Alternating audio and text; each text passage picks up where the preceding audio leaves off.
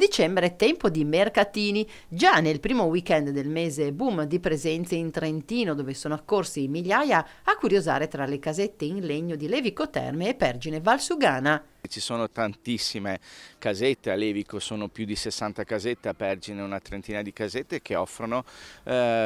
di tutto e di più, dai prodotti tipici dell'enogastronomia trentina a prodotti dell'artigianato artistico, la possibilità di acquistare delle decorazioni di Natale, ancora vestiti in lana cotta, quindi è un'offerta veramente ampia di prodotti. Un'atmosfera magica soprattutto per i bambini che possono scrivere a Babbo Natale in compagnia degli elfi e partecipare a tante attività guidate. Tante attività per i bambini come il villaggio degli elfi, dove i bambini possono creare dei laboratori, o ancora il laboratorio del pan di zenzero, e quindi per quanto riguarda Pergine un mercatino improntato sui canopi, quindi i minatori della Valle dei Mochini, con tante attività appunto legate al mondo minerario, quindi la possibilità di trascorrere dei weekend a Levico, a Pergine e quindi in Valsugana, dove poter passare delle giornate belle all'insegna della spensieratezza. Il freddo è arrivato, ora tutti attendono la neve. Stiamo appunto aspettando che aprano le piste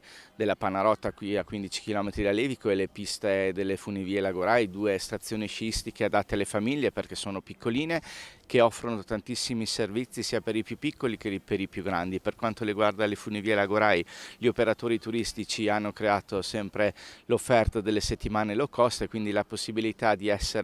fare una vacanza 5 notti in camera colazione con 5 giorni di ski pass incluso da 109 euro a 165 euro, quindi un'offerta veramente imperdibile. E per chi non scia, la Valsugana d'inverno offre tante opzioni all'insegna dell'ottima proposta enogastronomica e culturale. Abbiamo poi i comprensori sciistici, abbiamo la Panarotta, abbiamo il Lagorai con il Passo Broccone, abbiamo poi dei piccoli musei, ma delle piccole perle come il Museo della Guerra a Borgo, il Museo degli Spaventapassi del Roncegno, vari piccoli musei, l'osi faunistica che possiamo avere nella zona del Tesino, la casa di Alcide De Gasperi col Museo per Via, tantissimi piccoli musei molto caratteristici che possono accompagnare e stupire il nostro turista anche che alla ricerca praticamente della tradizione e di quello che noi possiamo fare, perché l'emozione che noi possiamo trasferire sono quelle cose uniche che il turista oggi ricerca. Che oltre ai comprensori sciistici, quindi la possibilità di sciare o la possibilità di andare sul Lagorai con le ciaspole, di fare lo sci da fondo, abbiamo comunque tutto un tessuto di paesini che sapranno accogliere il nostro turista con tante iniziative